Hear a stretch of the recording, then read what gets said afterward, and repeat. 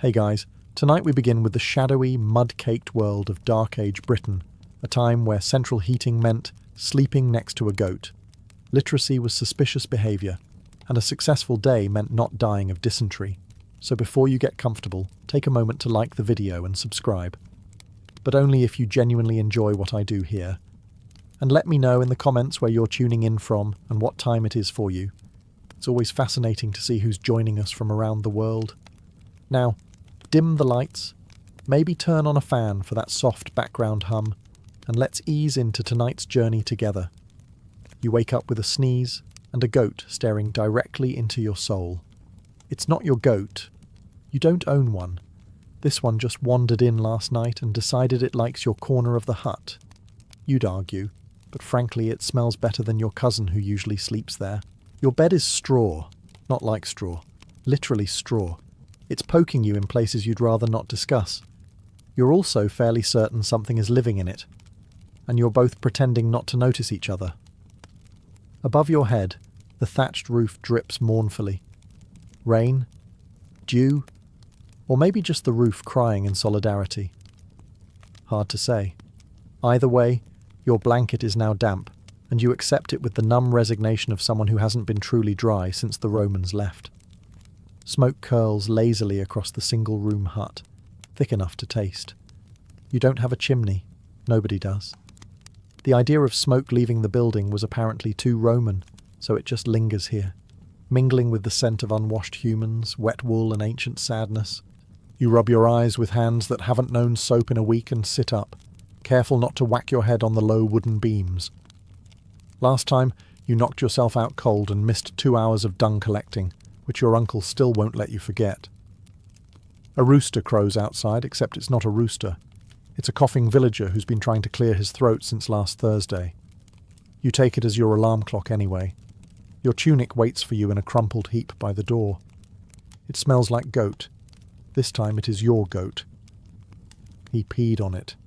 Again. But you put it on anyway because, well, what's the alternative? Naked in Dark Age Britain? You'd last 7 minutes before someone threw a bucket of pottage at you for sorcery. Your parents are already up, mumbling about planting times and someone else's sheep. Your siblings are still snoring. You step over your youngest brother, who is inexplicably wrapped in your only clean rag, and push open the rough wooden door. Outside? Mud. Inside? Slightly warmer mud. And that, dear viewer, is the start of another glorious day in the Dark Ages. You step outside, squinting into the early morning haze. It smells like damp hay, last night's fire, and something unidentifiable that's either decomposing or fermenting, maybe both. Breakfast time. Now you might think breakfast means food. Cute. That's adorable. In Dark Age Britain, breakfast is less a meal and more of a philosophical concept, like comfort or hope. You trudge over to the cooking pit. There's a clay pot over a low fire, bubbling suspiciously. You pray it's porridge. You once ate something from that pot that turned out to be boiled moss and regret. You only learned that after the village healer suggested laying down and sweating it out. Today's special? Gruel. Again. Thin, grey, and containing approximately 1 oat per person. Still, you grab a wooden bowl, it has only 1 crack this time, and ladle yourself some of the goo. You try not to think about who stirred it, or with what. There's no spoon inspection committee in the Dark Ages. You sit on a log, dodging a chicken who is entirely too comfortable around human food. The gruel steams in your bowl. You blow on it. A fly lands in it. You blow harder. The fly doesn't leave. You shrug. Added protein. Someone nearby is chewing something loudly. You glance over and see your cousin gnawing on a root, like it wronged him in a past life. He doesn't even notice the mud clinging to it. You try not to make eye contact. Your uncle complains again about how breakfast used to be better before the Romans left. He says this every morning, even though he was born 30 years after they did. You nod respectfully while gnawing your spoon like it's a bone. There is no coffee. There is no tea. There is, however, a warm herbal water your aunt claims helps with the humours. It tastes like sadness and twigs. You drink it anyway because hydration is technically important. By the end of your meal, you're not full, but you're less empty. You take that as a win. Breakfast in Dark Age Britain. It doesn't wake you up, but it does remind you that life is long, cold, and occasionally moss-flavoured. You've barely swallowed the last spoonful of gruel when your mother calls out your name, or at least what sounds like it, muffled through the scarf she's using as a head wrap. The chores await. You were hoping maybe this would be the day you get something exotic, like, say, picking herbs, or helping the blacksmith.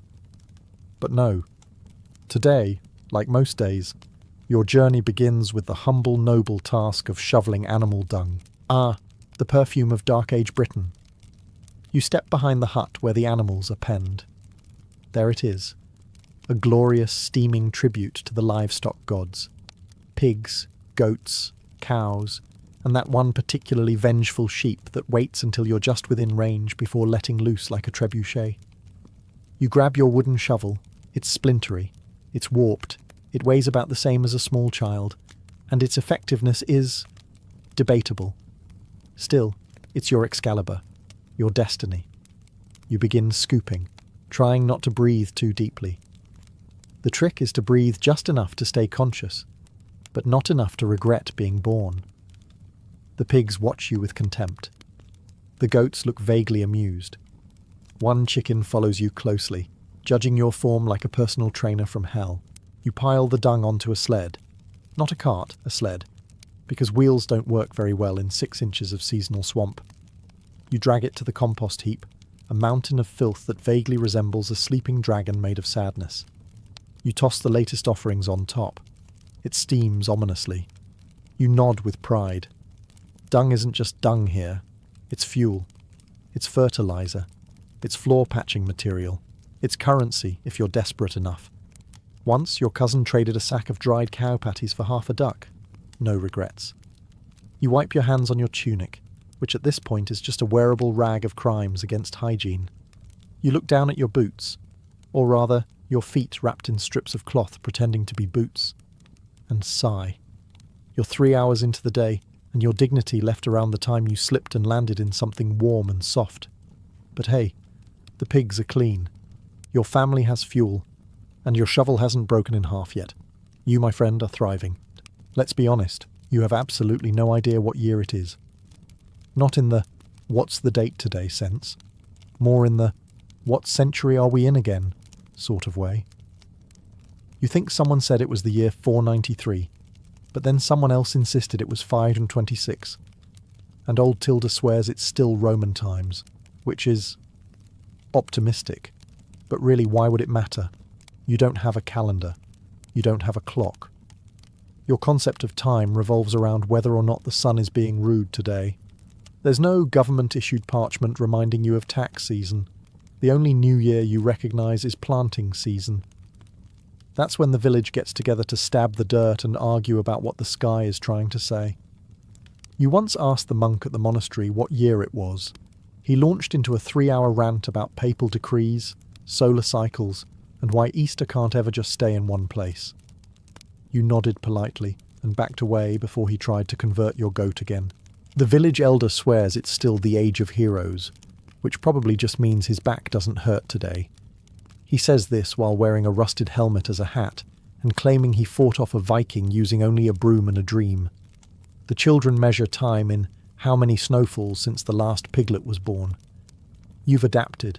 You now refer to major events as 3 mudslides ago, or the year of the aggressive goose. You don't know your birthday. No one does. Your age is best described as old enough to help, young enough to complain. Your mother guesses you're 15. Your grandmother says 20. The local blacksmith says you were born during the Big Fire, which helps no one. There are no New Year's resolutions. Just the quiet hope that next winter doesn't eat half the village again. So yes, technically, you live in the Dark Ages. But in your heart, you exist in a timeless soup of chores, mud, and vague seasonal anxiety. Time is an illusion, breakfast is optional, and the only thing that runs on schedule is your goat's digestive system. You, my friend, are free from the tyranny of calendars. Kind of.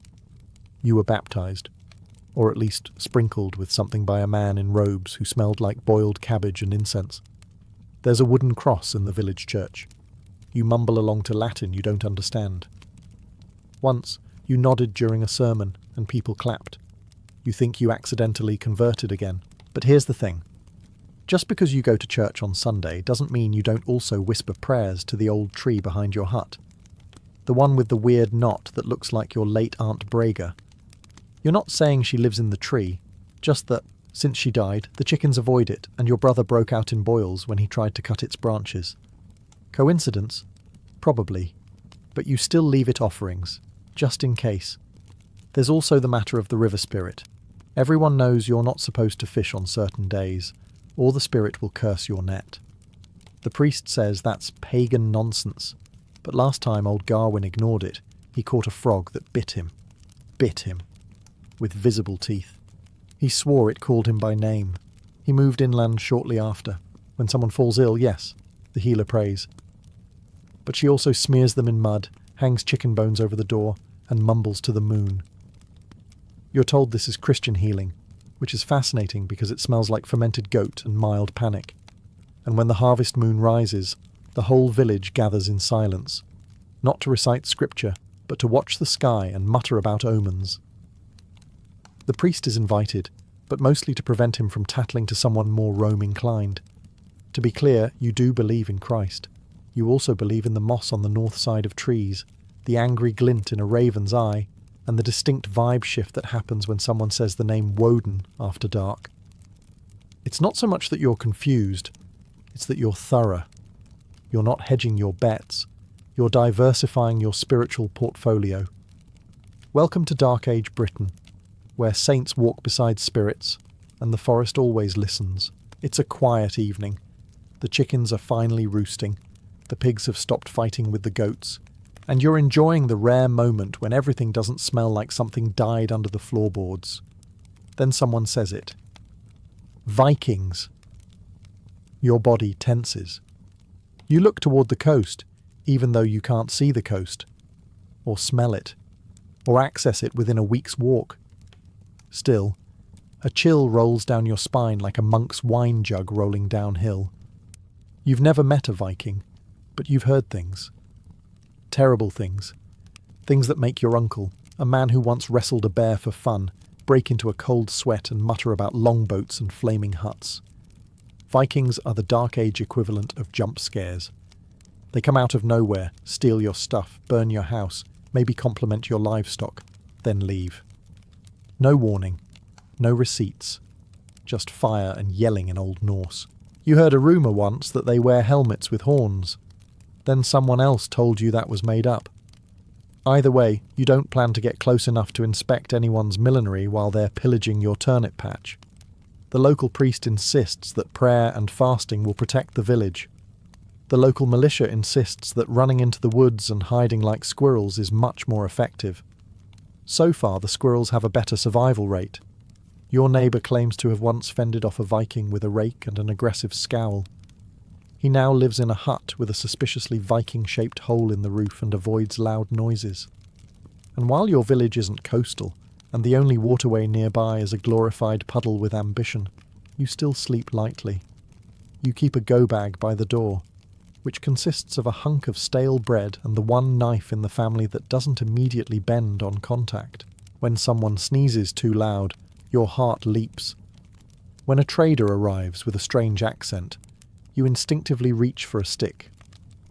When someone paints their face for fun, you give them the side-eye for a week.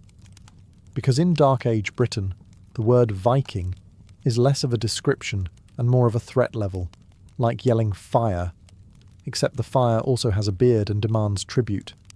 You're feeling a little off. Maybe it's the goat you licked on a dare. Maybe it's the suspicious meat you ate just to be polite. Or maybe it's that your daily diet consists of mouldy bread, questionable water, and stress. Regardless, you're ill. Time to see the healer. You limp over to Maywin, the village's unofficial doctor, who also happens to be the midwife, bark expert, and local gossip. She greets you with a kind smile and a bucket of something steaming. You ask what it is. She says not to worry. That's never a good sign. First, she smears you in mud. Not any mud. Sacred mud. She insists it came from a bog where a saint once sneezed. You're not sure how one confirms that, but you're already halfway coated, and it's too late to back out now. Next comes the herbal compress, a mix of nettle, moss, and something that smells like despair. She slaps it on your forehead and mutters a chant. You try to stay respectful, but it sounds suspiciously like the lyrics to a tavern song. Then she pulls out the leeches. Of course, they're meant to balance your humours, which you did not realise were out of balance. You thought your only humour was mild sarcasm, but apparently your spleen is angry and your bile is staging a coup. She places the leeches on your feet, your arms, and, disturbingly, your ear. You're told not to flinch. You flinch. One falls into your tunic. Maywin assures you this is a sign of healing. You begin to suspect she just enjoys this. Once the leeches are full and your faith is rattled, she gives you a talisman made of straw, teeth, and possibly someone's old button. You're to wear it until the fever breaks or the moon turns red, whichever comes first. Lastly, she recommends prayers, lots of them, to saints you've never heard of and one particularly moody river spirit. You oblige. You can't afford to offend either medicine or water sources right now. You return home, caked in mud, mildly blood-drained, and spiritually confused. You still feel sick, but now you also feel traditional. In Dark Age Britain, healthcare isn't about cures. It's about hope, superstition, and creative applications of swamp materials. And hey, if you survive, it was clearly divine intervention. You smell earthy, and that's on a good day. In Dark Age Britain, bathing is less a routine and more a vague memory. You have bathed before, probably. Once when you were 7 and fell into a river. Once when the healer said you needed to clean your aura. Once when a chicken pooped on your head and your mother insisted. But generally, you avoid it. Not because you're lazy. It's logistics. First, water must be fetched from a well, which is half a mile away, and guarded by a goose with a vengeance arc. Then it must be boiled, cooled, and poured into a wooden tub you technically share with 5 family members, 2 cousins, and a goat that won't stop watching. Soap exists, kind of. It's made from animal fat and ash, and it smells like betrayal. It technically cleans you, but it also burns your eyes, your dignity, and your soul. Your neighbours don't judge you for skipping baths. They do too. You all operate under the unspoken agreement that everyone smells, so no one brings it up. Like the strange stains on the village elder's robe, or the rumour that he talks to mushrooms. If you do bathe, it's usually a dry rub with moss or a splash in a stream when no one's looking. Because if someone does catch you bathing, they'll assume you're either possessed or trying to seduce someone. Possibly both. The monks bathe more often, which is suspicious, but they have access to better water, probably because they prayed for plumbing. You considered joining the monastery once, but the vow of silence sounded easier than the vow of celibacy. And yet, somehow, you survive. Your skin toughens. Your immune system levels up like a warrior in a tavern brawl. You've inhaled enough dirt to be 4% soil by mass, and frankly, you think that's part of the charm. When the rains come, you might stand outside and pretend it's on purpose. Just don't do it too long, or someone will accuse you of performing a ritual, and then it's a whole thing involving chickens, Latin, and mild public shaming. So yes, you bathe. Occasionally, dramatically, and under duress. But in a world where hygiene is optional and fleas are family, smelling bad is just part of the ambience. Congratulations, you've moved up in the world. You're not a peasant anymore. You're something else. A minor noble, a well-connected thegn, a cousin to the guy who owns the only functioning mill in the county? Who knows? Titles are vague, but what matters is, you now own 2 tunics. This is wealth. You've got a hall instead of a hut. It leaks slightly less. The floor is still dirt, but now it's decorative dirt. You even have rushes, sprinkled with lavender if you're feeling bold, or stale barley if your servant accidentally raided the ale stock. Speaking of servants, you now have people to do things for you. like turning your animal dung into fertilizer, or throwing bathwater out the window so you don't have to aim it yourself. Power, truly, is measured in how little mud you have to touch with your own feet. Your meals are slightly fancier. Instead of barley stew, you get barley stew with herbs. Maybe even a hint of salted pork, if the pigs weren't mysteriously borrowed by Vikings again. You have a wooden spoon that isn't shared with the goat, but despite all this lavish splendour, you still stink. Everyone does. You have more access to water than the peasants, but also more fur-lined cloaks, sweat-soaked armour, and feasts that involve an uncomfortable amount of cheese and mead. Bathing is a seasonal event, like harvest festivals or surprise Viking raids. Your local priest assures you that God loves humility, and what's more humble than smelling like a damp blanket left in a barn? Cleanliness may be next to godliness, but in your case, next to is separated by a rather pungent moat. Perfume exists, technically, imported from distant lands or cobbled together by your healer using flowers and deer glands. It helps a little. Now you smell like a sweaty meadow instead of just sweat. Progress. Still, peasants admire you. They imagine you dine on gold plates and sleep in feather beds. You do neither, mostly because you're paranoid about being poisoned or stabbed in your sleep by your third cousin. In short, life at the top in Dark Age Britain is better. Just not by modern standards. You're still one bad winter away from wearing a badger for warmth and calling it fashion. But hey, at least you have options. Let's be honest. You can't read. You also can't write, or count past whatever number of fingers and toes you haven't lost to frostbite. But that's okay. Nobody expects you to. You're not a monk, you're not royalty, you're not even an Ethelred, and let's face it, if you were, you'd be too busy trying not to be the unready to bother with books. In Dark Age Britain, education is a luxury, like socks that match, or a winter without dysentery. The only people who get to learn things are monks, nuns, and the occasional noble child who can sit still long enough to not eat the parchment. Monks, of course, are the nerds of the age. They know Latin, Greek, astronomy, and how to draw suspiciously muscular angels in the margins of manuscripts. They live in cold stone buildings, write all day, and pretend to enjoy boiled cabbage. They insist knowledge is power. You suspect they just want an excuse not to shovel pig dung. You, however, are part of the 99% who think grammar is the name of the village herb witch. You've seen writing. It's on the priest's scrolls. It looks like tiny chicken footprints marching across a page. He claims it says important things, biblical truths, divine laws, sermons. But for all you know, it could just be his shopping list and a few doodles of St. Cuthbert riding a dragon. The concept of school doesn't exist in your world. There's no one shouting pop quiz, just someone shouting, probably because a boar got into the grain again. Your education comes from three sources: your parents, who mostly teach survival, the local elder, who mostly teaches superstition, and life itself, which teaches pain in bulk. That said, you are clever. You've memorized when the rains come. You know how to barter with someone who's missing most of their teeth. You can gut a fish blindfolded. You can identify herbs that won't kill you. That's a kind of literacy too, just not the parchment and quill kind.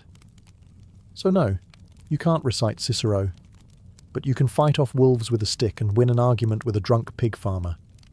In Dark Age Britain, that's more useful than algebra anyway. You don't have Netflix. You don't even have puppets, unless you count your cousin Edda making shadow animals on the wall while mildly intoxicated on turnip ale. But you do have gossip. And fire. And when the sun goes down and the work is done, or at least postponed until your back stops screaming, the village gathers around the hearth to indulge in both. Entertainment in Dark Age Britain is deeply analogue. There's no screen time, just scream time. A big communal fire crackling in the centre of a smoky hall is your cinema, your theatre, your radio, and your talk stage all in one. It's hot, smoky, and if you sit too close, your eyebrows may become optional. But it's where stories live. Someone will inevitably start a tale, usually involving ancient kings, sacred stones, or a farmer who tried to milk the wrong end of a cow. Someone else will interrupt halfway through to say, "That's not how my grandmother told it." And then an entirely new version will begin, starring a druid, a pig, and 3 regrettable marriages. Meanwhile, the village's unofficial drama department, the gossips, will circle like vultures around a carcass of scandal. Did you hear that Wulfstan's daughter was seen by the river with that monk? Did you see the way the blacksmith's wife touched the baker's arm? Did anyone else notice that the new baby looks suspiciously like that visiting piper?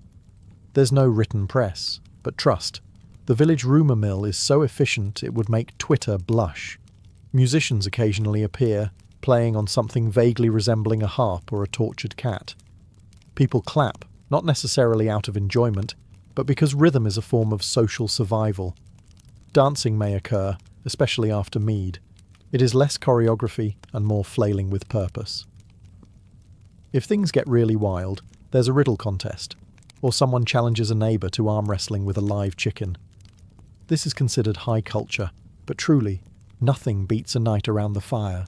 The warmth, the laughter, the subtle glances that say, "If you tell anyone what I said about Ethelfrith, I will bury you behind the compost." Because in Dark Age Britain, there are no secrets, only stories waiting to be exaggerated. You wake up wet, again. You're not sure if it rained, if the roof is leaking, or if the condensation from the collective breath of 5 humans and 2 goats has created indoor weather. Regardless, your blanket, made from scratchy wool and poor decisions, is damp, and so is your spirit. In Dark Age Britain, the weather is less a background feature and more of a recurring villain. It doesn't just happen to you, it hunts you. The rain is not romantic. It is a cold, stinging, morale-destroying deluge that laughs as it soaks through your cloak, your boots, and eventually, your very soul. You have roughly 3 seasons: mud, slightly less mud, and surprise frostbite. Summer exists, technically, but usually arrives like a confused guest at a funeral. Brief, inappropriate, and followed by thunder. Wind is a daily visitor, rattling your thatched roof like it's trying to whisper secrets. It enters every hole in your clothes and every crevice of your house. It's not a breeze. It's a force of nature with opinions and unresolved anger. Snow is even worse. When it falls, you're tempted to lie down in it and give up. It's pretty for about 3 seconds before it melts just enough to become slush, refreezes, and then tries to break your ankles when you step outside. You've learned that clouds aren't just a thing in the sky. They're a mood. When they roll in, your joints ache, your animals get jumpy, and someone inevitably mutters, "It's going to be a bad one." You're not sure what it is, but it's always bad. There's no forecast, of course. The sky is your weatherman, and your weatherman is drunk, angry, and inconsistent. You sometimes try to interpret omens. The way the birds fly, how the pigs behave, or how loudly your neighbour complains about his knees. None of these are reliable, but they're more accurate than the monk who swears by moon phases and goat entrails. Still, despite all this, you persist. You dry your socks over a fire, wring out your cloak, and trudge through the slop with the grim determination of someone who knows the alternative is worse. Because in Dark Age Britain, the weather may be trying to kill you, but so is everything else, and at least the weather doesn't charge rent. You don't marry for love.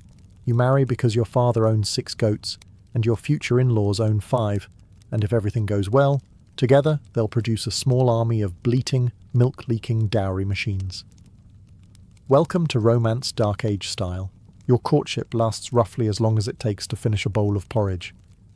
You meet your spouse on the same day you exchange vows, which are less "till death do us part," and more, "please don't die of dysentery before we've had at least 1 child." Love? That's something poets whisper about, probably in Latin. You, meanwhile, are busy learning to tolerate someone who chews loudly and forgets to wash their feet. Daily. The ceremony itself is modest.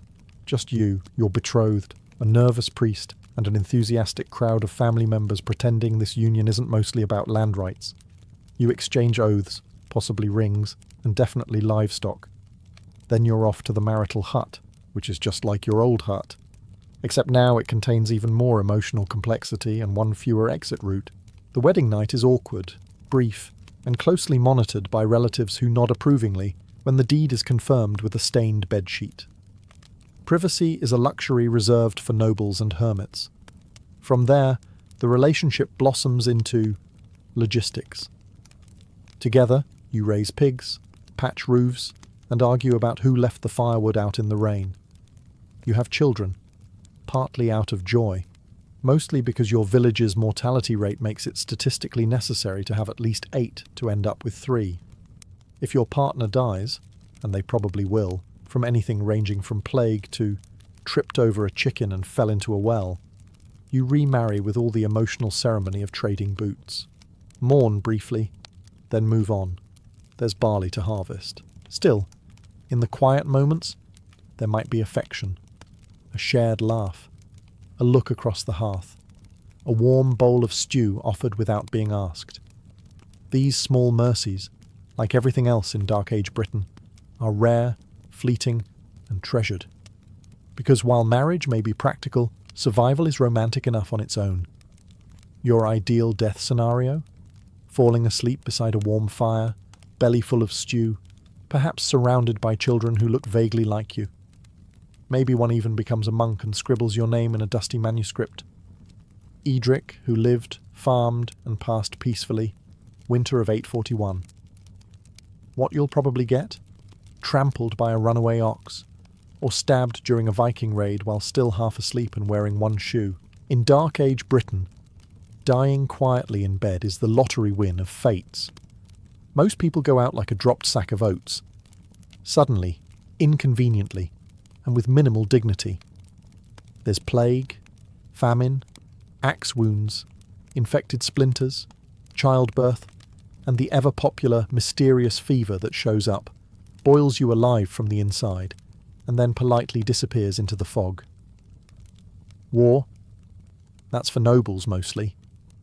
You, being a professional goat-counting peasant, try to avoid anything involving swords unless it's to chase off a wolf. But war doesn't care if you're a soldier. It marches into your village, burns your thatch, and helps itself to your stew. The warriors, when they do die, rarely go quietly. It's all screaming, bleeding, and dramatically dropping a sword while monologuing about vengeance. Even the kings don't fare much better.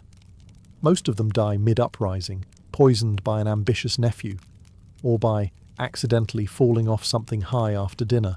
And yet, there's a strange romance in it all. The bards love a good death, especially if it's confusing. He died bravely, choking on a fishbone while singing of glory, they'll say. Your actual death probably involves mud, poor lighting, and someone yelling, "Fetch the leeches!" The monks claim you should die with a clean soul. You're not entirely sure what that means, but just to be safe, you've confessed to things you didn't even do, like stealing Brother Cuthbert's apples. You did. They were sour anyway.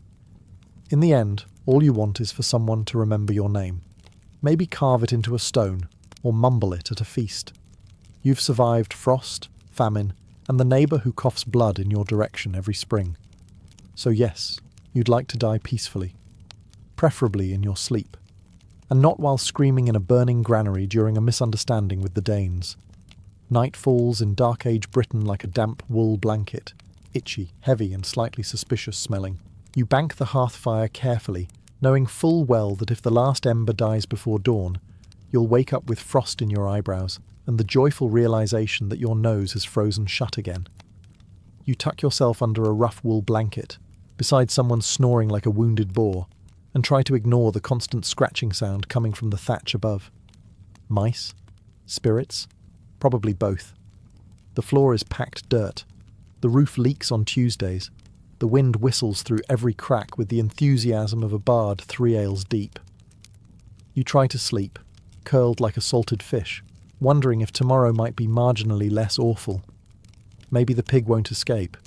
Maybe the priest won't lecture you for sneezing during Mass. Maybe you'll find that comb you lost last spring. Unlikely. But hope is free and you're poor, so it's your best investment. You replay the day in your head. You collected dung, stepped in more dung, traded a turnip for something vaguely edible, and tried to avoid both your neighbour and his unsolicited opinions on proper chicken rotation. You fought a goose. The goose won. There's a dull ache in your legs, a sharper one in your pride, and a deep spiritual exhaustion reserved for people who still aren't sure what century it is. But hey, you lived another day. That's worth something. Outside, wolves howl. Or maybe that's your cousin Wolfstan after too much mead. Either way, you pull the blanket tighter and try to drift off. You dream of a better world, one with soap, literacy, and bread that doesn't contain gravel. In your dreams, you own 2 pairs of shoes and eat something that wasn't boiled in despair. Will tomorrow be different? Probably not. But you'll get up anyway. Because you always do. Because in Dark Age Britain, survival is its own quiet rebellion. You're not a hero. You're not a legend. You're not even literate. But you endure. And that, somehow, is enough. If you were a medieval peasant, your daily meals were less about variety and more about survival. Every morning might begin with a rough porridge, sometimes called pottage, a thick, unappetizing stew of oats or barley boiled in water. It was filling, yes, but hardly exciting. Flavour was a luxury you couldn't afford. A pinch of onion, garlic, or cabbage thrown in was as close to seasoning as most peasants ever got. Salt, considered ordinary today, was so expensive that it was used sparingly, reserved for preserving food rather than improving taste. Bread was the cornerstone of your diet, but not the fluffy white loaf we picture now. Instead, you ate coarse, heavy black bread, made from rye, barley, or whatever grain could be ground into flour. It was dense, dark, and sometimes even mixed with ground beans, acorns, or peas to stretch it further. Fresh bread was rare. More often, slices from yesterday's loaf were used as makeshift plates, known as trenchers. These hunks of stale bread soaked up broth or meat juices if you were lucky enough to get any. And when the meal ended, the sodden trencher might be eaten or tossed to the dogs. Meat was scarce on the peasant's table, often appearing only during feast days or festivals. The average villager couldn't dream of eating beef or pork regularly. Livestock were too valuable alive, producing milk, eggs, or wool. Chickens might be slaughtered occasionally, but more often they were kept for their eggs. In times of desperation, peasants sometimes trapped small game or ate whatever could be foraged, mushrooms, berries, or even tree bark boiled down in grim famines. Fish, on the other hand, could occasionally be found in rivers and ponds, though catching them without permission from a lord's land was illegal and punishable. Still, hunger often pushed peasants into risky ventures, sneaking into woodlands to snare rabbits, or fishing in forbidden waters. What tied all of this together was uncertainty. Your meals depended on the harvest, and when the rains failed or blight struck, the spectre of famine loomed large. During these dark times, pottage became thinner, bread smaller, and the gnawing ache of hunger more familiar. For peasants, eating wasn't about pleasure. It was about making it through another day. While peasants scraped by on porridge and black bread, the nobility dined in a world that seemed almost fantastical by comparison. At a lord's table, food wasn't merely about nourishment, it was about wealth, status, and the spectacle of abundance. A banquet was a chance to impress guests, reinforce power, and remind everyone of the hierarchy that defined medieval society. The menu for nobles was dominated by meat, something peasants rarely touched. Beef, pork, venison, and mutton appeared regularly, roasted on great spits over open fires. Game birds, pheasants, partridges, swans, and even peacocks, were prized for their rarity and prestige. In fact, it wasn't uncommon for a roasted bird to be redressed in its colourful feathers after cooking, presented at the table as a dazzling centrepiece. This wasn't just food, it was theatre. Pies were another staple of aristocratic dining. But these weren't the sweet fruit pies familiar to us today. Medieval pies were hearty, filled with minced meat, spices, and sometimes dried fruits. The pastry coffin that held them wasn't always intended to be eaten. It often served as a cooking vessel or container to transport the filling. For the wealthy, these pies were symbols of ingenuity and excess. stuffed with combinations of flavours unimaginable to the poor. Spices made the difference between a noble's feast and a peasant's meal. Imported from the Middle East and Asia through long, dangerous trade routes, spices such as pepper, cinnamon, cloves, and saffron were staggeringly expensive. To season a dish with them was to announce one's wealth to the entire hall. The noble palate became accustomed to sweet and savoury combinations, with meats seasoned with sugar, dried fruits, and aromatic herbs.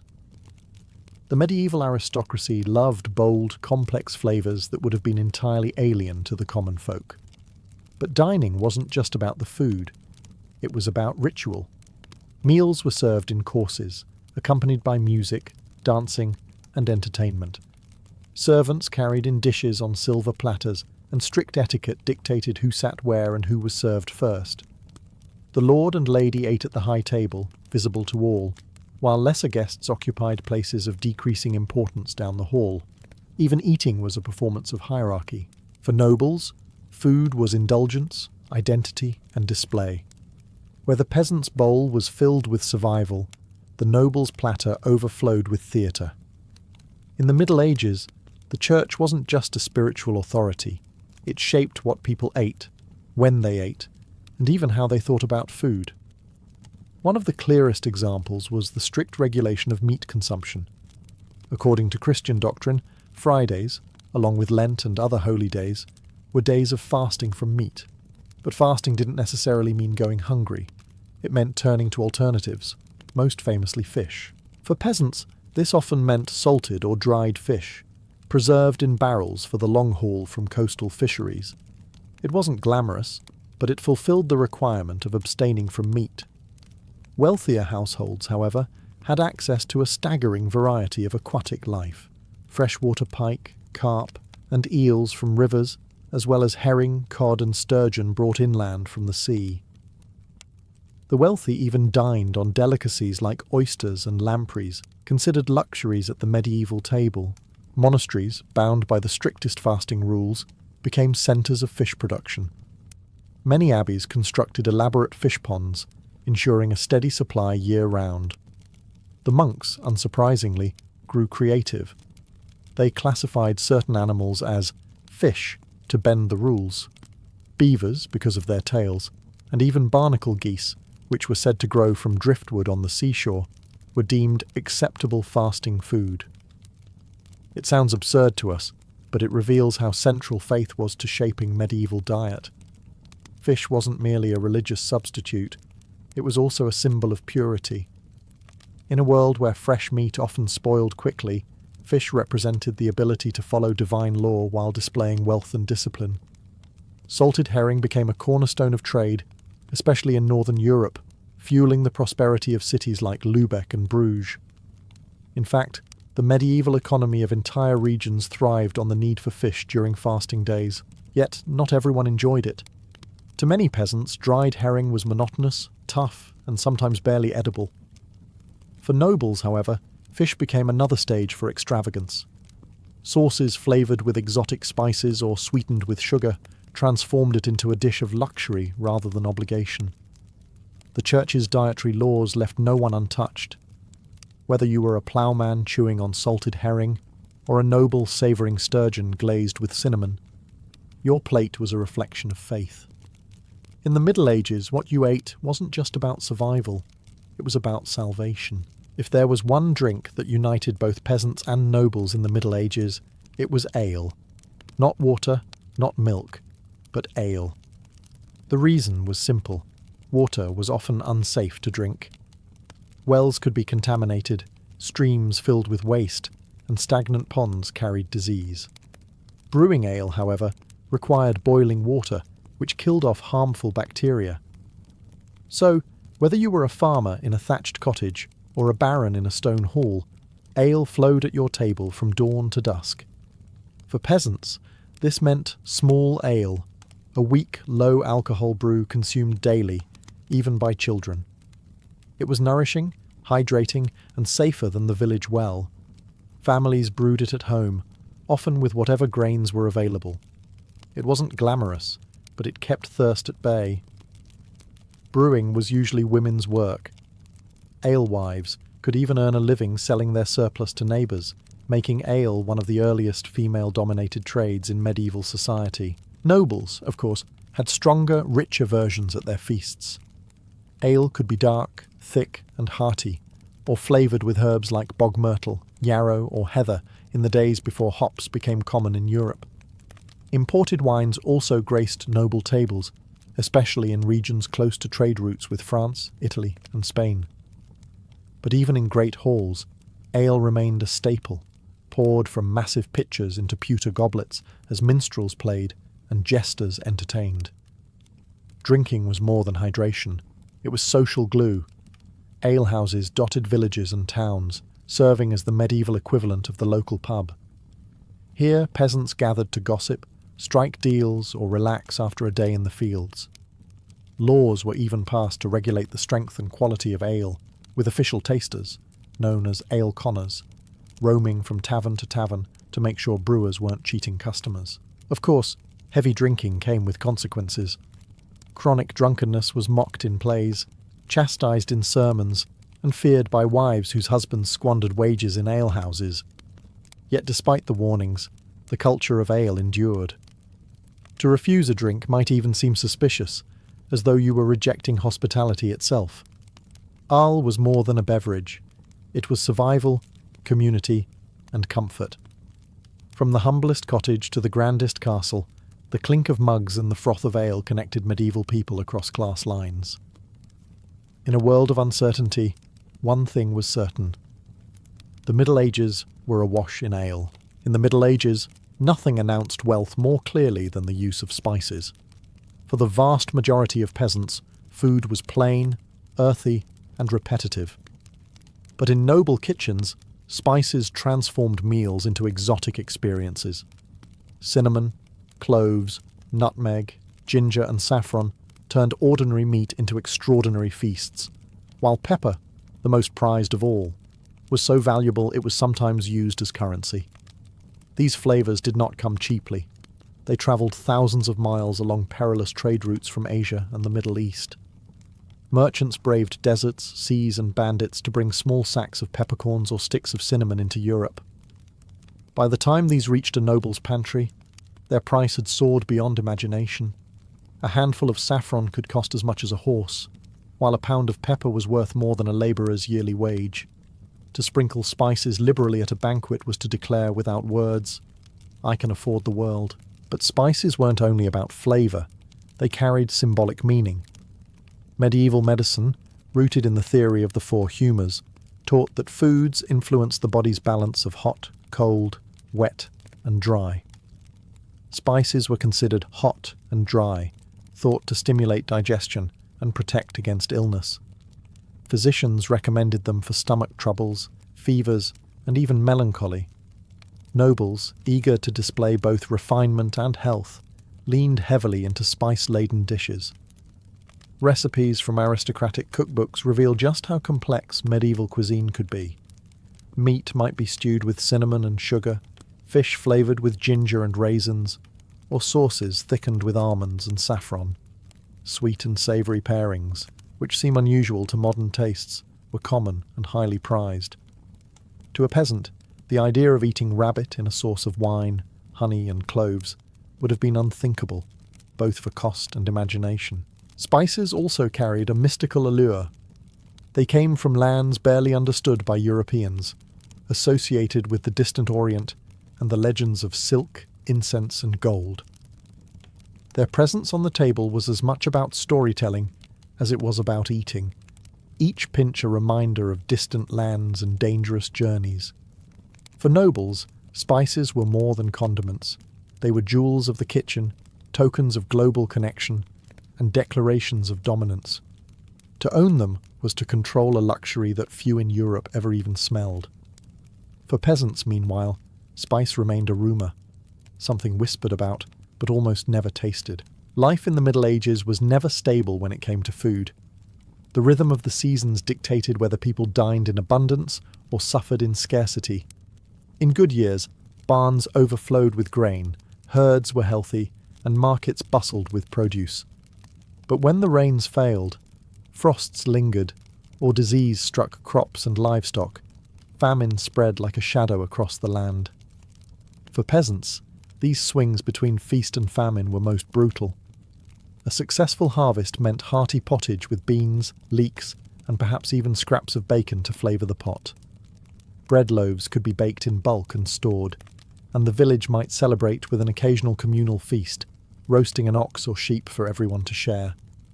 Festivals like harvest time or religious holy days provided rare moments of plenty, where even the poorest bellies were briefly full, but in bad years, survival strategies grew desperate. With fields failing, people turned to substitutes. Acorns ground into meal, weeds boiled into bitter soups, and even the bark of trees peeled and eaten in extremity. Chroniclers describe peasants scavenging for roots and grasses, while noble lords retreated into their storerooms, rationing out preserved grains and salted meats.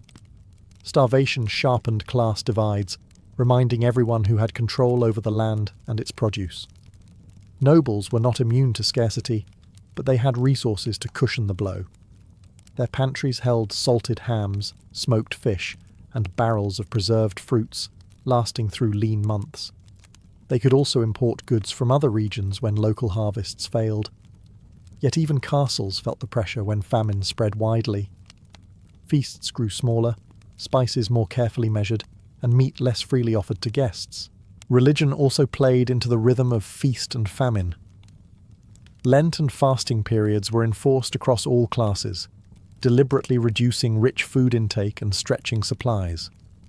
This rhythm of restraint was followed by bursts of indulgence during feasts like Easter or Christmas, when the tables overflowed with roasted meats, pies, and puddings. The cycle of denial and reward was woven into the medieval experience of eating. Ultimately, medieval diets were shaped as much by uncertainty as by tradition. Food was fragile, vulnerable to the whims of weather, war, and plague. In a single year, one village might celebrate abundance while another starved. To live in the Middle Ages was to live at the mercy of both the soil and the sky, feasting one month and fasting the next. If noble halls dazzled with display and peasant huts scraped by with survival, monasteries offered a very different relationship with food. For monks and nuns, meals were less about indulgence and more about discipline, food as fuel for prayer, contemplation, and service to God. Yet even within this simplicity, monastic diets reveal much about medieval life. The rule of Saint Benedict, which guided many monastic communities, emphasized moderation. Meals were to be plain, frugal, and taken in silence. Meat from four-legged animals was often forbidden, with fish, eggs, cheese, and vegetables serving as the primary sources of nourishment. Bread and ale, of course, remained staples. Monks typically ate twice a day, once at midday, and again in the evening, though fasting days reduced this to a single meal. The idea was not to starve, but to curb gluttony and keep the body humble before God. Food was eaten in the refectory, a large communal dining hall. Silence was enforced, and instead of chatter, one monk read aloud from scripture or the writings of saints. This turned meals into spiritual exercises, reminding the brethren that even eating could serve a higher purpose. The act of consumption was sanctified by ritual, reinforcing the monastery's rhythm of prayer, labour, and restraint. Monasteries also became famous for their innovations in food production. To sustain themselves, monks maintained orchards, vineyards, gardens, and fish ponds. These self-sufficient systems allowed monasteries to flourish even during times of famine. In fact, some of the earliest developments in brewing and cheese-making came from monastic communities whose skill and discipline produced goods valued across Europe. Beer brewed by monks was clean, nourishing, and reliable. Centuries later, some of those traditions still survive in Trappist ales. Of course, human nature crept in. Records show that some monasteries bent the rules, interpreting no meat as no beef or pork, while happily consuming poultry. Wealthier abbeys, flush with donations, sometimes enjoyed meals that looked suspiciously like noble feasts, complete with spiced fish and elaborate pastries. These excesses drew criticism, but they also reflected how even sacred spaces were not immune to the temptations of comfort and status. Ultimately, monastic meals represented an ideal: simplicity, discipline, and devotion. Food was not meant to distract from God, but to support a life dedicated to Him. In a world of hunger and indulgence, the monastery carved out a unique middle path where every bite was both nourishment and prayer. In the Middle Ages, what you ate wasn't just about filling your stomach. It was about telling the world who you were. Food reinforced social hierarchy as clearly as clothing, castles, or land ownership. Every meal was a silent declaration of rank. For peasants, the food on the table was basic, coarse, and repetitive. Their meals declared poverty, but also resilience. Porridge, black bread, beans, and seasonal vegetables were not only the cheapest sustenance, but also the food of necessity. If a peasant was seen eating meat too often, it might raise suspicion. Was he poaching from the Lord's land, or flaunting resources he shouldn't have? Even in diet, peasants had to keep within invisible boundaries. Nobles, by contrast, built their identities around abundance and excess. A medieval lord's feast was theatre designed to awe both guests and dependents. Elaborate banquets showcased exotic meats, sugar sculptures, and spice-heavy sauces. Wealth wasn't just tasted, it was displayed. For a noble to dine simply might risk whispers of weakness. Even the choice of drink, fine imported wine for nobles, weak ale for peasants, reinforced the gulf between classes. Clergy occupied a complex middle ground. Monks were supposed to eat modestly, but wealthy monasteries sometimes grew notorious for their indulgence. Bishops and abbots dined closer to nobles than peasants, their tables filled with fish, wine, and pastries. To eat richly was to mirror the grandeur of the church itself. In this way, religious and social status intertwined through food. Etiquette also played its part. At noble tables, strict rules determined who sat where, who was served first, and what portions were appropriate. A lord at the high table carved his meat with ceremony, while lesser guests received smaller cuts. At the bottom of the hall, servants and retainers ate simpler dishes, leftovers of the feast above them. Even within a single dining room, hierarchy was etched onto the plate. Food also became a tool of control. Lords distributed grain to peasants during lean years, reinforcing dependence. Hospitality itself was political. To feed guests generously was to show power, while to deny food was to assert dominance. In essence, food was a currency of authority. In the medieval world, diet was identity. The contents of your bowl or platter told others not just what you could afford, but who you were, where you belonged, and how much respect you commanded. When we look back at the food of the Middle Ages, it's tempting to see it as primitive. Heavy bread, bland pottage, and endless ale. Yet, the medieval table laid the foundations for much of Europe's culinary identity. Many of the habits, tastes, and even superstitions born in that era still echo in our kitchens today. The reliance on bread, for instance, never faded. Though peasants once ate coarse black loaves, while nobles favoured finer white bread, both rich and poor shared in the central role of grain. Even now, bread is still treated as a staple in European diets, a direct descendant of that medieval reliance. Ale too left its mark. Though modern brewing has transformed into a global industry, its roots stretch back to the small-scale production of medieval alewives and the disciplined brewing of monks. Every sip of beer today carries a whisper of that history. Spices, once jewels of the table, reshaped Europe forever.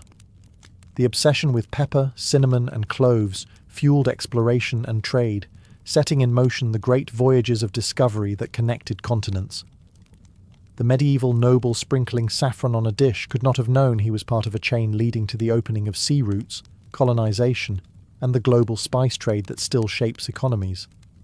Food was not just survival, it was a force that drove history. The Church's influence also lingers. The tradition of fish on Fridays, born of medieval fasting rules, continues among Catholics worldwide. It reflects how diet and faith intertwined so deeply that centuries of change could not erase the habit. Meanwhile, medieval fears of famine, etched into cultural memory, left a legacy of preservation. Salting, smoking, pickling, techniques honed out of necessity, still survive as beloved culinary traditions rather than desperate measures. Perhaps most striking is how food highlighted identity and inequality. The gap between peasant porridge and noble feasts reminds us how meals shape social worlds. Even today, luxury foods carry unspoken messages about wealth, power, and belonging, echoing those medieval banquets where a roasted peacock on the table was as much about politics as palate. In the end, the medieval diet was not just about survival, it was about meaning. Every loaf of bread, every cup of ale, every fish pulled from a monastery pond carried with it stories of faith, struggle, hierarchy, and hope. To understand medieval food is to understand the medieval world itself, humble, lavish, devout, and endlessly human. When the Puritans crossed the Atlantic and planted their communities in New England, they carried with them a vision of a society governed by God's law. In their sermons, pamphlets, and household rules, chastity was upheld as a divine command. Sexual intimacy belonged strictly within marriage, and even there it was framed less as pleasure and more as duty, the act of producing godly children to populate the new land. Courtship was expected to be modest, supervised, and directed toward quick marriage, and any hint of lust was condemned as a dangerous crack in the moral foundation of the colony. Yet the surviving records tell a more human story. Despite the fire and brimstone warnings of ministers, desire did not vanish in the cold New England air. In fact, court documents reveal that premarital pregnancy was strikingly common. Historians estimate that in some communities, as many as 1/3 of brides were already expecting a child when they walked down the aisle. The timeline was difficult to deny. Children born less than 9 months after weddings raised eyebrows, and in many cases, the evidence was undeniable. Colonial leaders knew the reality, but balanced it with pragmatism. As long as a couple married before the child was born, communities often looked the other way. A baby arriving a little early was embarrassing, but not ruinous. What mattered most was the preservation of marriage as an institution. If young people stumbled, the solution was to marry them quickly, turning scandal into a union that reinforced family and community ties. Still, ministers thundered from the pulpit, warning of damnation for fornication and painting premarital sex as both a sin against God and a threat to the survival of the colony. The contrast between the ideals of purity and the evidence in the record books created a tension that defined colonial sexual culture. People lived in two worlds at once: the world of official morality, shaped by sermons and punishments, and the world of human desire, shaped by whispers, secret meetings, and hurried marriages. This clash between rigid religious ideals and ordinary human realities didn't just create moral debates, it fueled gossip, court cases, and scandals that would echo through the communities of colonial America. In colonial America, courtship was both a personal and a public affair. Young men and women were expected to choose their partners carefully, not only for affection, but also for the stability of family, property, and community reputation. Yet, within this careful process, one curious and controversial practice flourished: bundling. Bundling allowed courting couples to spend the night together in the same bed, seemingly shocking to modern ears. But in the Puritan colonies, it was considered a compromise between strict morality and youthful desire. The young man and woman would lie together fully clothed, or with a wooden board placed between them, or sometimes wrapped tightly in separate sacks, meant to prevent physical intimacy. The idea was to give couples private time to talk, bond, and build trust, without crossing the line into sin. But human nature rarely followed the rules. Communities that tolerated bundling often saw predictable results: a rise in premarital pregnancies. Colonial birth records show many children born suspiciously early after their parents' wedding, and letters and diaries hint at the quiet acceptance of these situations. The practice, though officially frowned upon, was often overlooked because it was practical. Courtship was hard in small rural towns, where homes were cramped and travel was difficult. Bundling gave couples rare privacy, and parents often accepted it as long as marriage quickly followed. Of course, not everyone approved. Ministers railed against bundling, describing it as a dangerous temptation and a slippery slope toward fornication. Moralists saw it as evidence of weakening spiritual discipline, while gossips in the village whispered about which couples had taken bundling too far. Yet, like many colonial customs, it survived precisely because it fit into the realities of daily life. In practice, bundling represented the blurry line between ideal and reality. Officially, it was about restraint. Two people talking into the night about marriage, their lives wrapped in wool blankets and faith. But in reality, it often tested the boundaries of chastity, and sometimes those boundaries collapsed. When a young woman became pregnant, the expectation was clear. The couple must marry, and quickly. Thus, bundling became both a symbol of Puritan compromise and a source of scandal. It showed how colonial society tried to control desire, but also how desire found its way around wooden boards and sackcloth barriers. Marriage in colonial America was far more than a romantic union. It was the foundation of society itself. To the Puritans, marriage was ordained by God, not simply for companionship, but for order, labour, and the continuation of the community.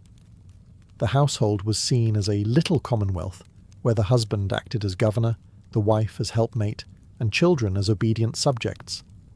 Without stable marriages, colonial leaders feared society would collapse into chaos. Courtship, though sometimes affectionate, was highly practical. A man's prospects as a husband were judged by his ability to provide land, tools, or a trade. A woman's value was measured in her skills. Could she manage a household, cook, preserve food, weave, or raise children? Love was desirable but secondary. Marriages were often arranged with family interests in mind, strengthening alliances between farms, shops, or political networks. Once married, women were legally and socially subordinate to their husbands. The doctrine of coverture meant that a wife's identity was absorbed into her husband's. She could not own property independently, sign contracts, or bring lawsuits on her own. In practice, however, women exercised considerable influence inside the household. They managed farms while husbands travelled, ran shops, brewed ale, and oversaw food production. Many colonial households depended on women's labour as much as men's authority. Divorce was rare, but not impossible. In New England, where Puritan leaders controlled the courts, divorce could be granted in cases of adultery, desertion, bigamy, or extreme cruelty. The records reveal surprising cases: women petitioning to leave violent husbands, men accusing wives of infidelity, or spouses abandoning families and vanishing into the frontier. Still, these cases were exceptions. Most couples remained bound together, whether happily or not, because marriage was too central to be dissolved lightly. Marriage also served as a moral safeguard. Authorities believed that without marriage, men and women would fall into sexual sin. Ministers preached that wedlock was the only proper channel for desire. Yet, the same records that idealized marriage also exposed cracks in its facade. Adultery, abandonment, and abuse were not uncommon, and scandals involving respected families sometimes rocked entire towns. In short, marriage in colonial America was both sacred and practical.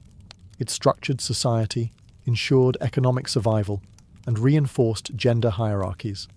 But behind the sermons and contracts lay complex human relationships, filled with affection, conflict, compromise, and at times public scandal.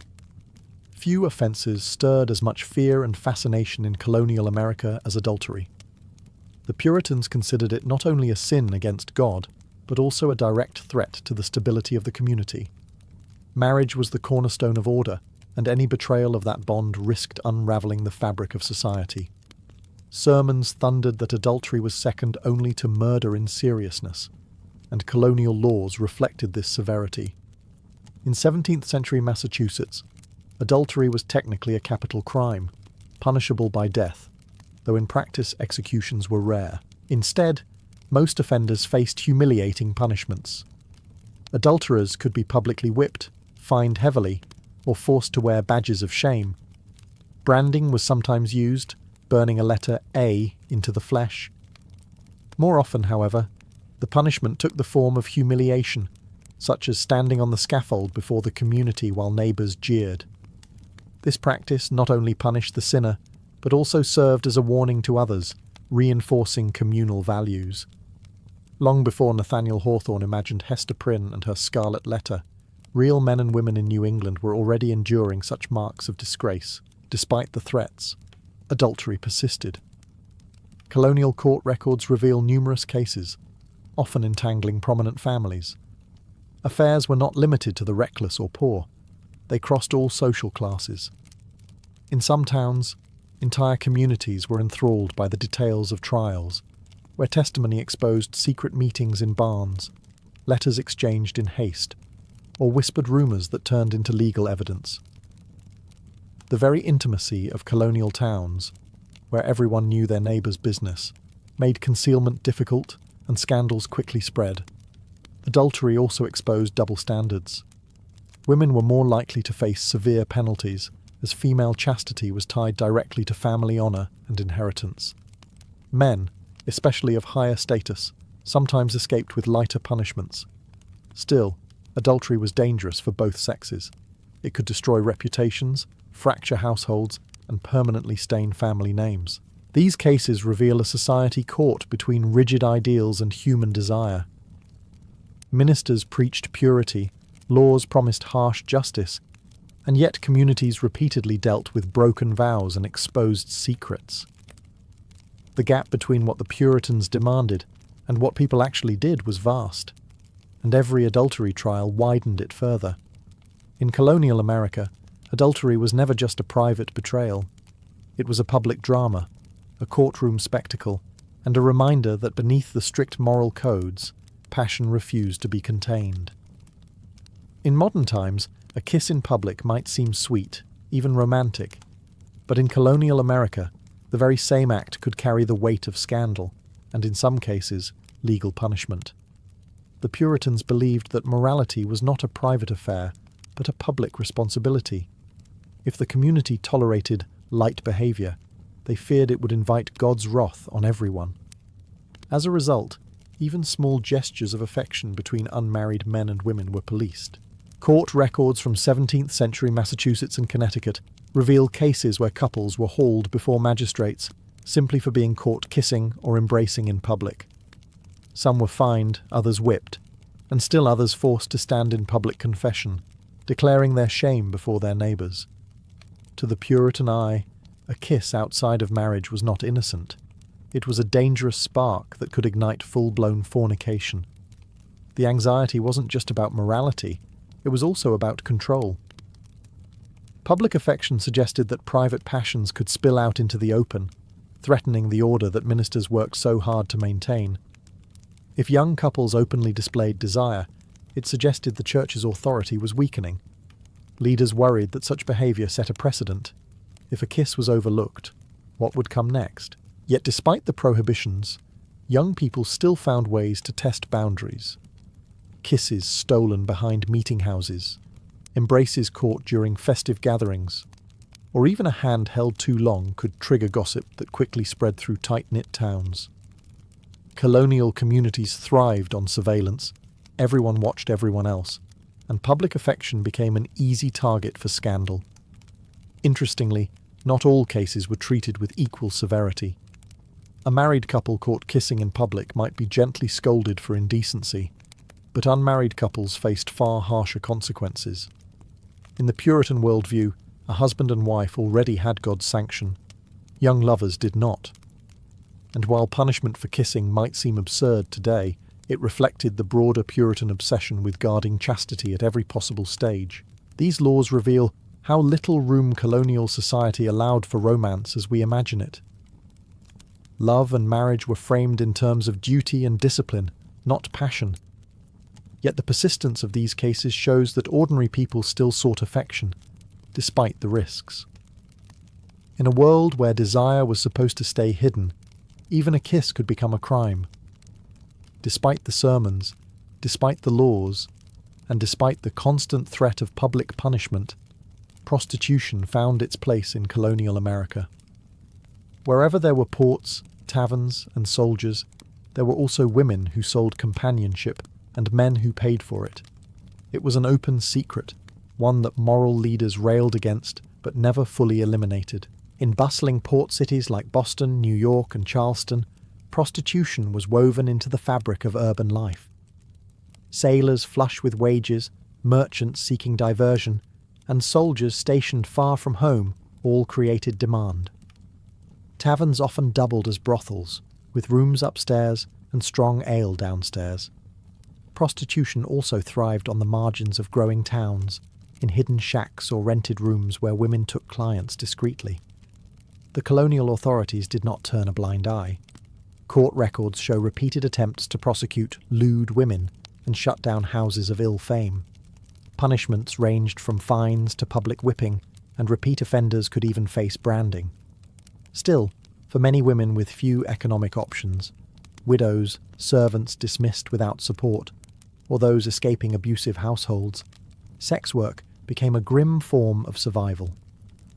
In societies that left women little control over land or wages, the trade offered money, however dangerous or stigmatized. Moralists portrayed prostitutes as corrupters of men, but the records tell a more complicated story. Many of their clients were men of status, whose names rarely made it into the court documents. Instead, the shame fell disproportionately on women, who were labelled sinners, while their customers slipped back into respectability. Ministers thundered that prostitution would bring down divine punishment, yet the trade persisted quietly in every generation. At times, scandals erupted. Brothels discovered too close to churches or political centres created a stir, and trials for keeping a disorderly house became public spectacles. But more often, prostitution lingered in the background of colonial life, acknowledged yet unspoken. It exposed the tension between the Puritan dream of moral purity and the messy realities of human behaviour. In the end, prostitution was both a scandal and a symptom. It revealed the limits of Puritan control, the vulnerability of women, and the hypocrisy of men who condemned in the pulpit what they sought in the shadows. Like so many aspects of colonial life, it lived in the gap between ideals and reality. Although colonial society prized the stability of marriage above nearly everything else, it was not immune to collapse. Divorce was rare, but it was possible, especially in Puritan New England, where civil courts had authority over marital cases. This was a sharp contrast to England, where divorce was nearly impossible without an Act of Parliament. In the colonies, men and women could petition for divorce under certain circumstances, though the path was fraught with scandal. Adultery was the most common ground. If a wife was found unfaithful, her husband could bring her before the court and seek separation. In some cases, the guilty party was whipped or forced to bear the public shame of punishment before being released from the marriage. Desertion was another frequent reason. Life on the colonial frontier was harsh, and it was not uncommon for husbands, or occasionally wives, to vanish, leaving families behind. After a set period of abandonment, the deserted spouse could petition for legal dissolution. Cruelty also appeared in court records. Women sometimes described beatings, threats, or husbands who withheld food and clothing. Though patriarchal courts were often hesitant to side against men, there are cases where abused wives were granted freedom. These moments reveal a surprising flexibility in a society otherwise rigid about gender roles. Yet, every divorce carried heavy social stigma, branding families with whispers of failure and shame. More common than legal divorce was informal separation. Some couples simply drifted apart, especially in less regulated frontier settlements. A man might leave for trade or war and never return. A woman might move to a new town and remarry without official approval. These situations often created messy disputes over inheritance, property, and legitimacy of children. Even when courts granted divorce, remarriage came with suspicion. Divorced individuals lived under the shadow of scandal, and their new unions were watched closely for signs of impropriety. Ministers warned that broken marriages weakened the community's covenant with God. To end one's marriage was to test the very moral foundations of colonial life. Still, the existence of divorce and desertion cases reveals something important. Despite the heavy sermons and strict laws, colonial marriage was as fragile as any human relationship. It could fracture under pressure, exposing the gap between the Puritan ideal of lifelong unity and the complicated realities of life in the New World. Colonial America was a world where privacy was almost non-existent. In small towns, everyone knew their neighbour's business, and when scandal erupted, it spread like wildfire. Sexual misbehaviour, whether premarital pregnancy, adultery or prostitution, wasn't just a private failing, it was treated as a crime against the entire community. Public shame became the weapon of choice to keep people in line. Punishments were designed not only to correct behaviour, but also to humiliate. Offenders might be forced to stand on the public scaffold, whipped before a crowd, or paraded through town with signs declaring their sin. Branding was used for serious crimes, burning letters into the skin, an A for adultery, for example.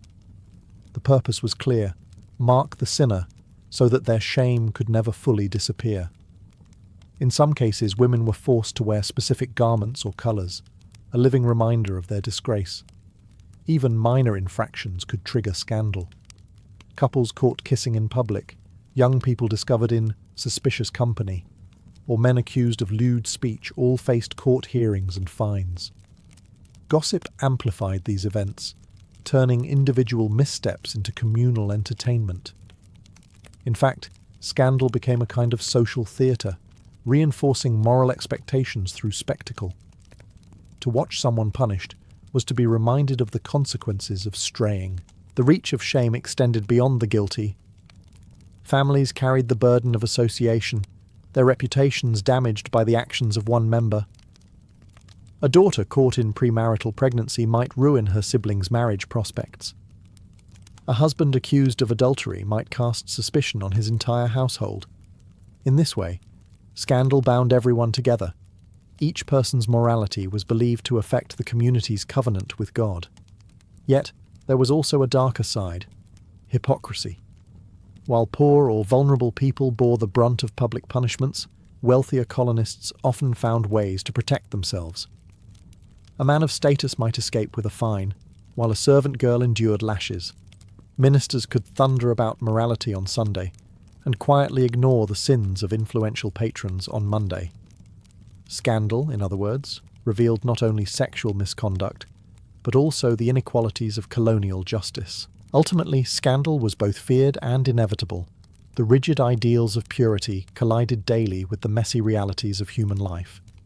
Every whispered rumour, every courtroom trial, and every scarlet punishment showed how fragile the Puritan dream of order really was.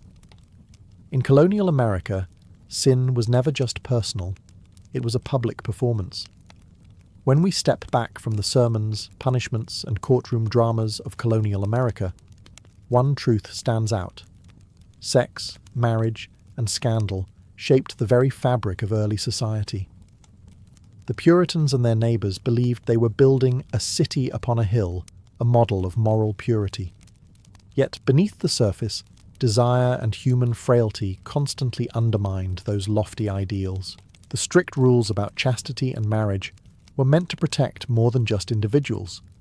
They were designed to safeguard the community. Leaders feared that unchecked sexuality would corrode family life, disrupt inheritance lines, and invite God's judgment. That's why infractions, from kissing in public to adultery, became public matters, prosecuted in court and punished on the scaffold. To modernize, it may seem harsh, but to colonists, morality was communal, not private. At the same time, the records reveal a world far less pure than the Puritan dream. Premarital pregnancies were widespread. Bundling often blurred the line between restraint and temptation, and prostitution thrived wherever soldiers and sailors gathered. Adultery trials filled court dockets, and desertion cases exposed the fragility of marriages under the strain of frontier life.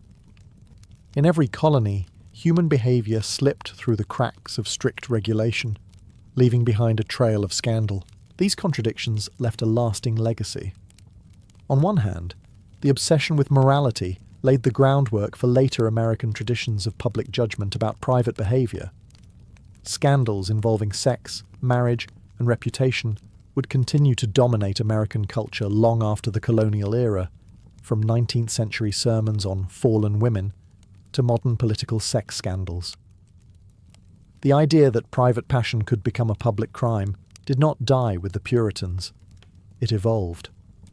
On the other hand, the endurance of these scandals also revealed resilience. Despite the sermons, despite the punishments, people still sought love, intimacy, and connection. Women and men bent rules, tested boundaries, and sometimes paid dearly for it, but they also reminded their communities that human nature could not be fully suppressed. Desire, in all its messy reality, was as much a part of colonial America as sermons and stocks. The legacy of colonial love and scandal, then, is twofold. It shows us the weight of control in early America and the persistence of humanity in the face of it. Beneath the wooden boards of bundling, the scarlet letters, and the courtroom trials, colonists were simply people, struggling with the same desires and mistakes that echo across history. Theodora's life began in the shadows of the Hippodrome of Constantinople, the roaring heart of the Byzantine capital, where chariots thundered, crowds cheered, and fortunes rose and fell in a single afternoon. Born around the year 500 CE, she was not destined for palaces or courts, but for a world of hardship. Her father, Acacius, worked as a bear-keeper for the city's entertainment spectacles, training the massive animals that amused and terrified the public. When he died suddenly, Theodora, her sisters and her mother were left adrift, vulnerable in a city where survival depended on connections and coin. Her mother, determined to protect her daughters, brought them to the Hippodrome and begged for help from the performers and factions that controlled its games. According to the sources, she even dressed her children to win sympathy from the crowd. Whether fact or embellishment, the story captures the desperation of Theodora's early life. Survival meant putting oneself on display, turning tragedy into performance. As a child, Theodora was exposed to the underbelly of Byzantine society, where entertainers, dancers, and courtesans carved out precarious lives at the margins of respectability. Acting was no glamorous pursuit. In the Byzantine world, actresses were seen as morally suspect, their profession closely tied to prostitution. It was into this environment that Theodora stepped as she grew older, learning to dance, act, and captivate audiences who cheered one moment and sneered the next. Hostile chroniclers like Procopius, in his Secret History, painted her early life in scandalous terms, portraying her as shameless and depraved. Yet his venom also reveals something else. Theodora had presence.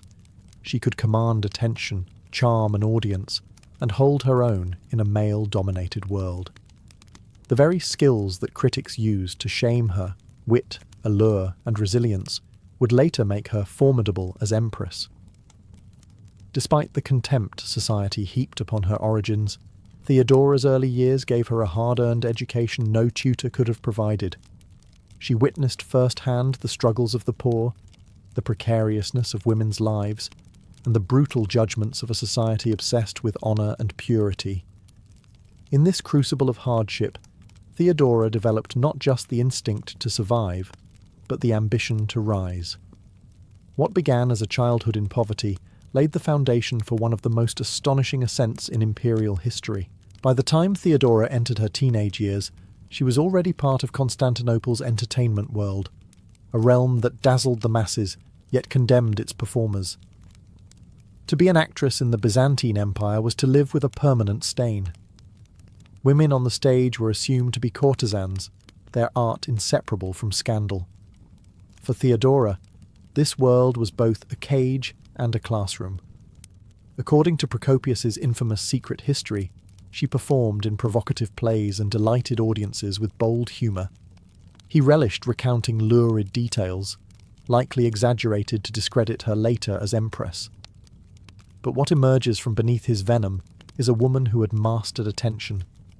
She learned how to work a crowd, how to charm men of rank, and how to survive in a society eager to discard women like her once their beauty faded. Theodora's career as a courtesan also introduced her to the circles of influence that orbited Constantinople's elite. Wealthy patrons, officials, and even foreign envoys mingled in the city's theatres and pleasure houses. For a clever woman, these encounters provided opportunities to build networks far beyond the reach of her birth. Theodora, with her quick wit and eloquence, was no ordinary courtesan. She impressed not merely with beauty, but with intelligence and sharp conversation, traits that would later distinguish her at court. Her life took a dramatic turn when she travelled east to North Africa, living for a time in Alexandria. There she encountered new philosophies and Christian teachings that reshaped her outlook. Some sources suggest she embraced a pious life upon returning to Constantinople, abandoning the theatre and focusing instead on weaving and modest work. Whether her repentance was genuine or strategic, it changed how people perceived her. No longer merely an entertainer, she began to reinvent herself. Theodora's transformation from courtesan to penitent woman was remarkable in a society that rarely forgave women for their past.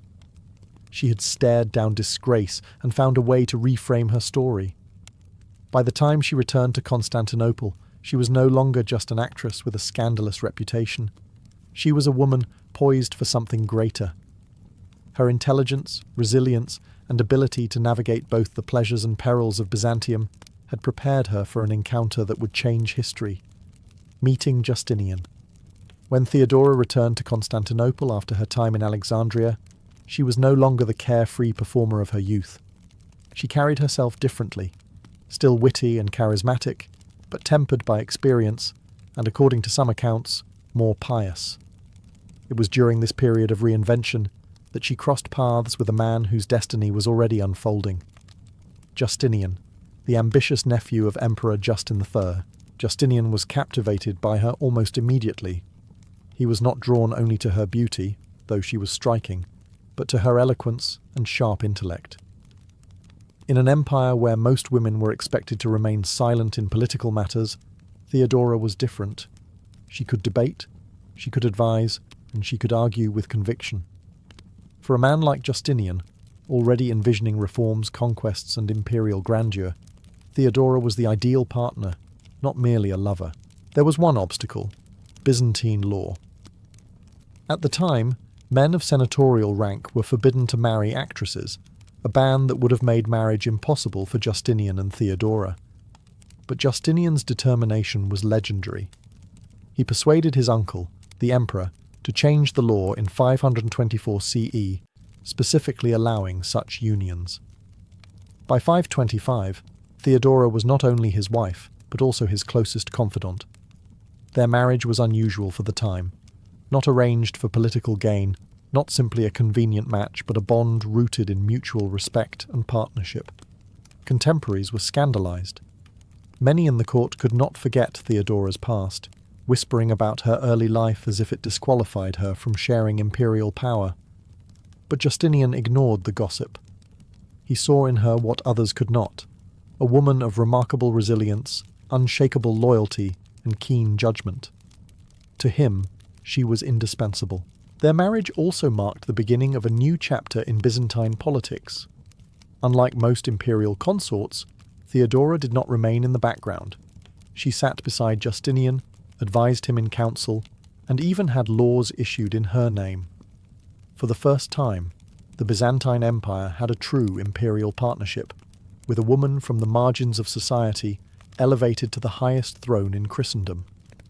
What began as a scandalous match became one of the most enduring partnerships of the ancient world. Theodora had defied her past, defied the law, and defied the expectations of her society.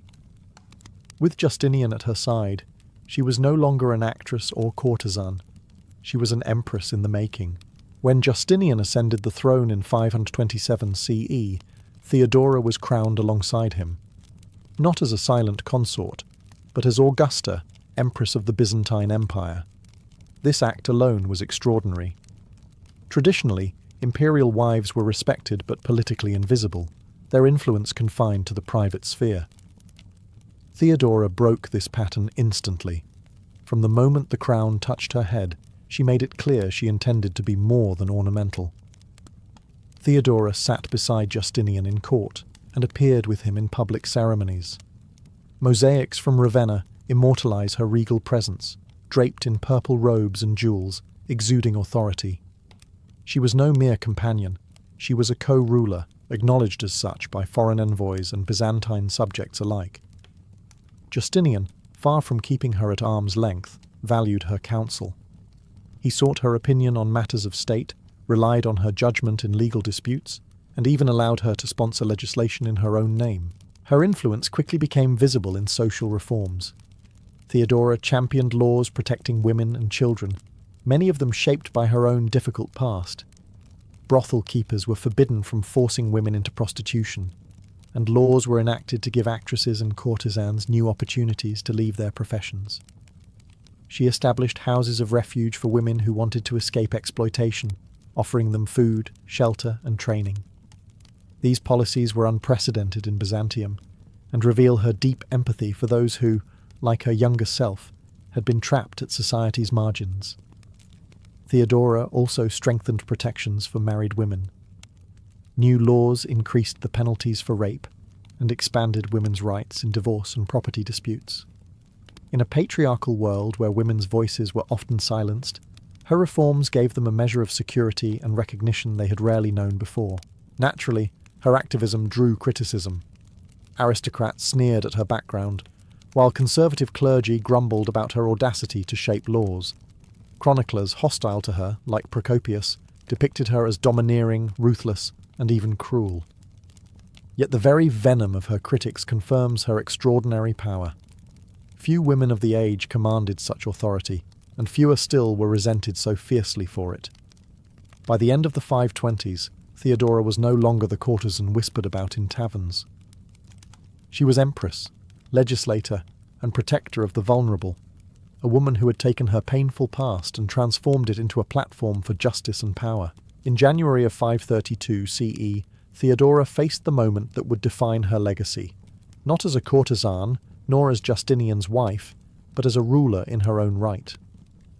Constantinople erupted in chaos during the Nika Revolt, a violent uprising that began with tensions between rival chariot racing factions in the Hippodrome. What started as a sporting rivalry between the Blues and the Greens quickly exploded into a political rebellion against Justinian's heavy taxes and unpopular policies. For 5 days, the city burned.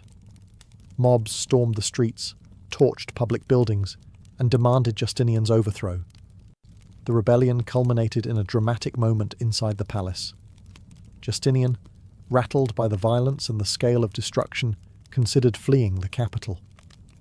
His advisors whispered of retreat to safety, abandoning Constantinople to the rioters.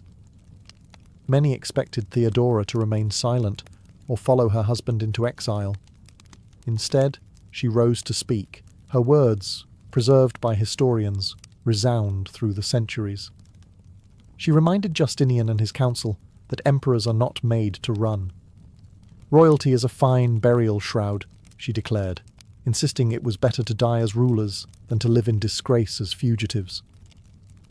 In that instant, Theodora's courage stiffened Justinian's resolve. Her defiance turned panic into determination, and the court chose to fight rather than flee. The decision was brutal. Justinian summoned his generals, Belisarius and Mundus, who devised a plan to trap the rioters in the Hippodrome. Imperial troops stormed in, cutting down rebels in a massacre that left tens of thousands dead. The revolt was crushed with overwhelming force, and Justinian's throne was secured, but it was Theodora's resolve that made it possible. The Nika revolt revealed her steel. To the people of Constantinople, she was no longer merely the empress who had risen from scandal. She was the co-sovereign whose courage saved the empire. Theodora had transformed her past hardships into unshakable determination.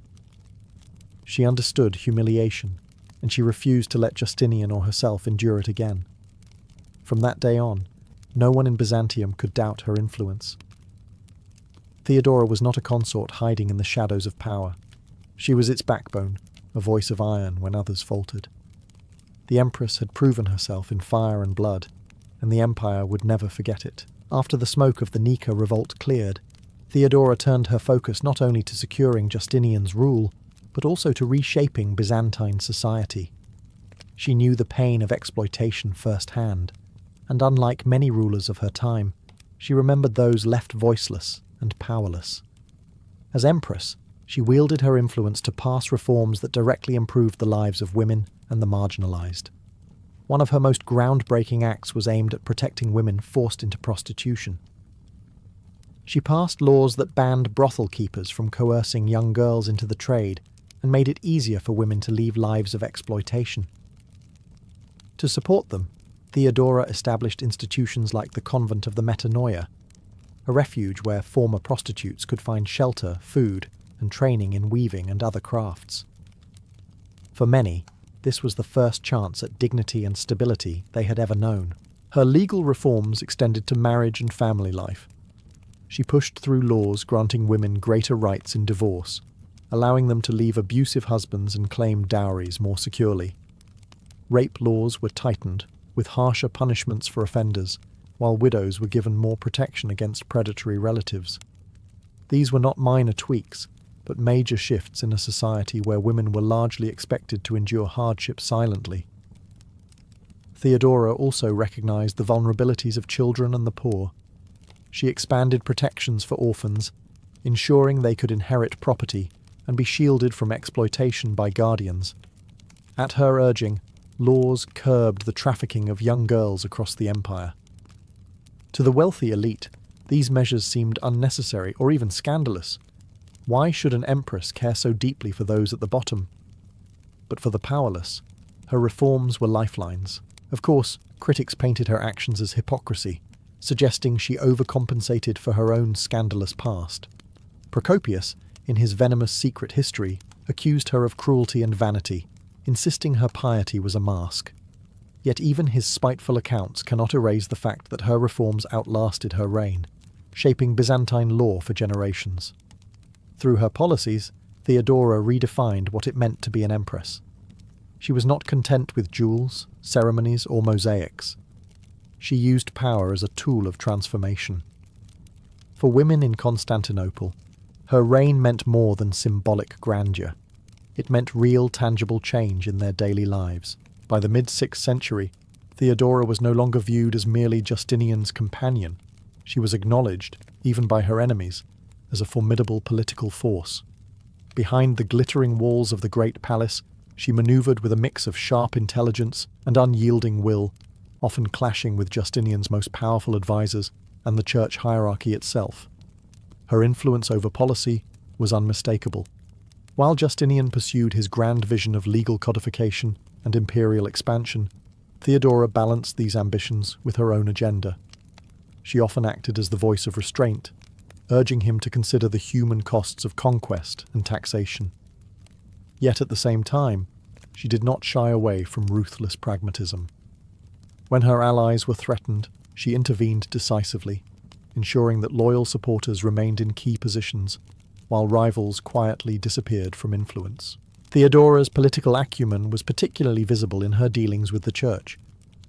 The empire was deeply divided between Orthodox Chalcedonian Christians and the Monophysites, who rejected the official doctrine about the dual nature of Christ. While Justinian leaned toward orthodoxy, Theodora championed the Monophysites, providing them refuge in Constantinople and using her position to shield their leaders from persecution. To her critics, this was dangerous heresy. To her allies, it was proof of her courage to defy the establishment. In doing so, she carved out her own religious constituency, one that strengthened her political base. Her clashes with Justinian's advisors could be equally dramatic. Generals like Belisarius and Narses often found themselves navigating not only the emperor's commands, but also Theodora's sharp interventions. She had little patience for incompetence or disloyalty, and she was not afraid to humiliate high-ranking men if it meant protecting the stability of the empire or her own authority. Even foreign envoys recognized her clout. When ambassadors from Persia, Africa, or Italy arrived, they often sought audiences with both Justinian and Theodora, knowing that imperial policy was shaped in tandem. To ignore her would have been political suicide. Her enemies whispered that she was manipulative, power-hungry, even tyrannical. Yet her ability to survive in the brutal world of Byzantine politics proves she was far more than a figurehead. Theodora had clawed her way from the stage of the Hippodrome to the throne of empire, and she intended to wield power as effectively as any emperor before her. By the 540s, Empress Theodora had reigned for nearly 2 decades alongside Justinian, and though her power was undiminished, her health began to fail.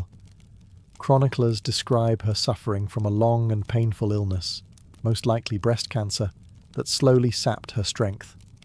Yet, even as her body weakened, her resolve remained ironclad.